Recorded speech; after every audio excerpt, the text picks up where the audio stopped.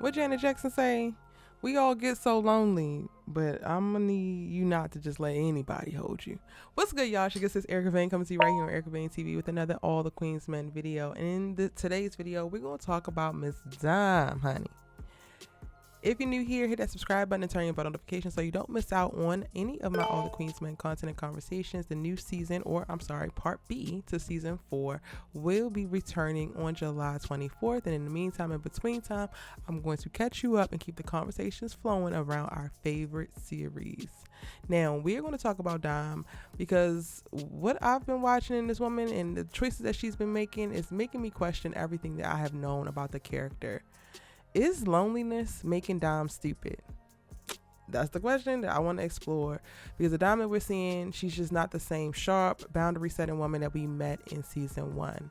Remember early Dime? This was a woman who had rules. She kept her personal life separate from business. She didn't mess around with the dancers. That was a hard line that she drew for herself. She was Madam's right hand because she was smart, focused, and professional. In season 1, we saw Dime handle crises after crises without ever letting personal feelings cloud her judgment. When Alan was terrorizing Tina, when bodies needed to be removed, when money went missing, Dime stayed focused on the task at hand.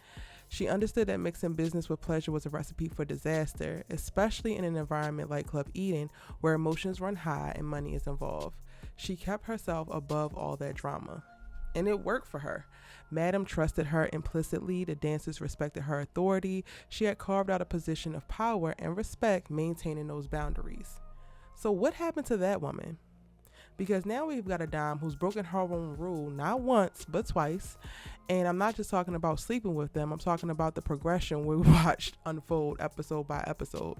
Let's start with Ant. In season 2, when Ant was in the hospital after Madam accidentally shot him, Dime was right there. She was productive, she was loyal, she was standing by him. But here's the thing. She was also devastated by her failure to protect Madam's money during Red's robbery. She was emotionally vulnerable, blaming herself, and Ant was this wounded man who needed her. But then what happened? Ant turned on her. Despite everything she'd done for him, despite her unwavering support, he broke up with her because she chose loyalty to Madam over him. He made her choose between her professional integrity and their relationship, and when she chose correctly, he punished her for it.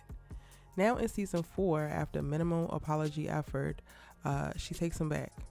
Not only does she take him back, but in episode 8, we see her agreeing to move in with him immediately when he gives her a key.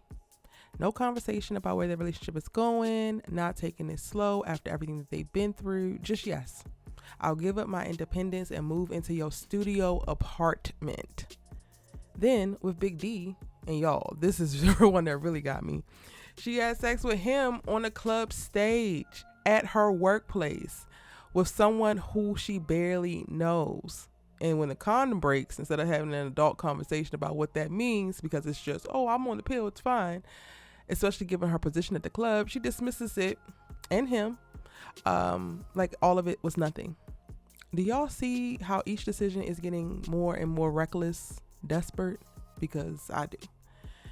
And what makes things even more striking is when you compare Dime's choices to the other women around her. Look at Blue. Blue has been through trauma. She's dealing with PTSD. She killed her own girlfriend to protect Madam. She's been tortured and shot. But even after all that, Blue maintains her boundaries. She doesn't let personal struggles compromise her professional judgment or her safety. Blue chose duty over love when she killed Kat. That was devastating for her, but she understood that some things are more important than her personal happiness. And even now, when she's struggling with therapy and mental health, she's not making reckless romantic decisions to cope with her pain. Then look at Madam. Madam has had romantic feelings. We've seen her chemistry with the concierge. We've watched her navigate attraction and business. But even when she was, on that private jet, having her Mile High Club moment, she never let those feelings compromise her position or her power, and definitely not her safety. When it came down to business versus romance, Madam chose business every single time. And I'm not saying that you always have to do that, but when y'all in the line of work that they are in, you kind of got to lean towards doing that.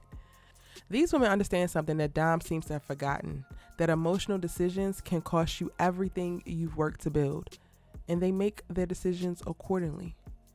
But let's really think about how we got here, because I think that it was easier for Dom to stick to her not dating dancers rules when she first got started at the club. When Dom came to Eden, or from what she tells us, she was homeless, barely surviving, and Madam gave her this opportunity, and Dom had to focus on building her reputation, proving herself, and securing her position. When you're worried about money, housing, food, you keep your guard up because you cannot afford distractions. But now, Dom is established. Madam loves and trusts her. Her basic needs are met. Her life is stable. And this is exactly when what was once enough stops being enough. This is when you start pushing boundaries that you established when you was in survival mode. And here's the thing. When Amp first showed up, he technically wasn't breaking her rule. He wasn't a dancer initially. He was security and then a bartender. And he didn't even want to dance at first. So when they started talking, in Dom's mind, he was outside of her boundaries because he was new, he wasn't dancing, and he definitely wasn't one of those dancers who was visibly prostituting themselves for extra money. If she was going to explore with someone, Amp seemed to be the safer bet. Now, why she never considered El Fuego, if she was really looking for safe options, I don't know. That's a whole other conversation for another video. If y'all want to talk about that, we can. Let me know in the comment section. But here's what I think is really happening. Loneliness sneaks up on everyone at some point, no matter how independent you are or think you are. And I think once Dom's life stabilized, that loneliness started creeping in. The thing about loneliness is that it makes you want to scratch that itch, but we have to weigh the cost. When the only options available to you actively work against who you want to be, the life that you want to live, and the peace that you want to have, is not being alone worth it? Initially, maybe Dom couldn't see how Amp would be an antagonist to her peaceful life because he hid so much and lied about what really happened with his ex-girlfriend. She made her choice based off of incomplete information. But what's really concerning to me is that she sees it now. She knows who Amp really is. She's witnessed his true nature. She's still choosing to be in a relationship with him. But why?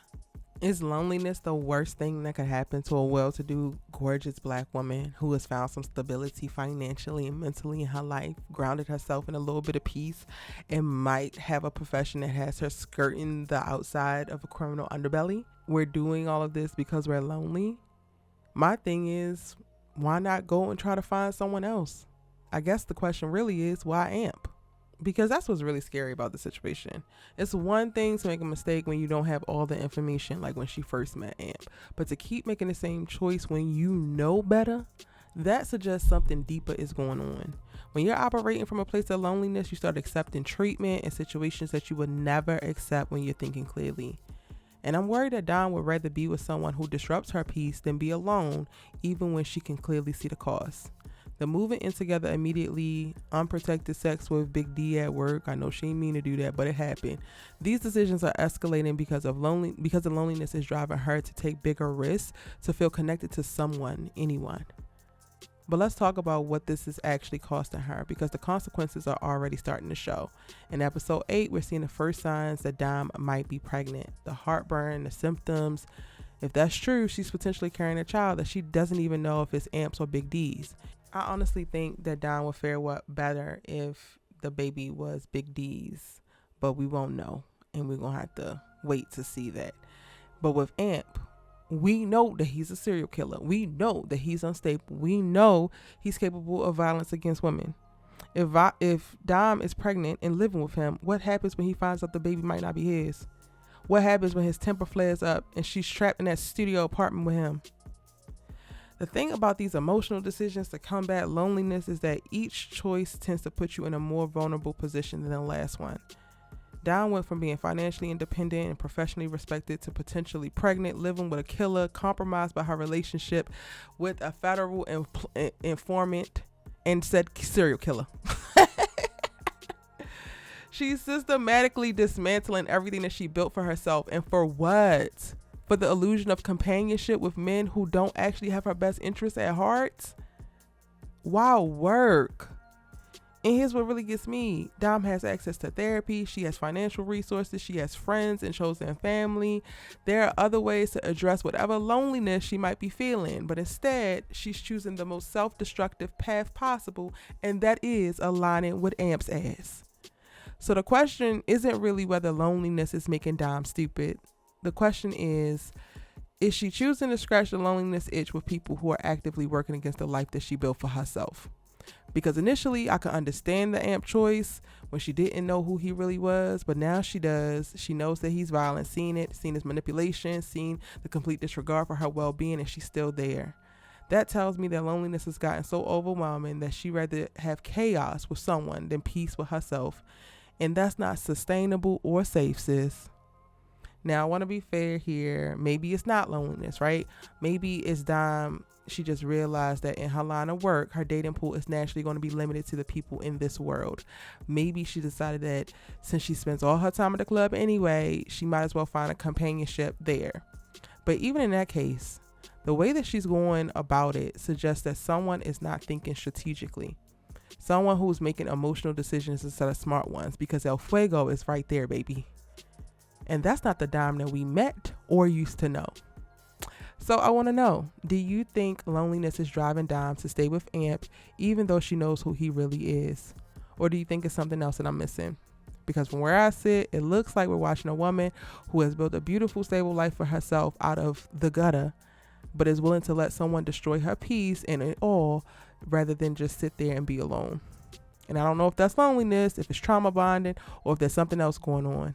We all get our lonely times, no matter how independent we are. But at what point do we say the cost of companionship is too high when it's costing us our peace, our safety, and everything that we work to build? Let me know your thoughts in the comment section down below. Do you think that Dom is choosing chaos over loneliness, or is there another explanation for why she keeps choosing Amp, despite knowing exactly who he is? And if you're new here, hit that subscribe button, turn on your bell notifications so you don't miss out on any of my All the Queens Men content and conversations. We got so much more to discuss as the season 4B premiere comes up on us very soon. I cannot wait to hear your thoughts in the comment section and keep this conversation going. I'm your good sis, Lola Talk TV with, and I'll see you in the next one.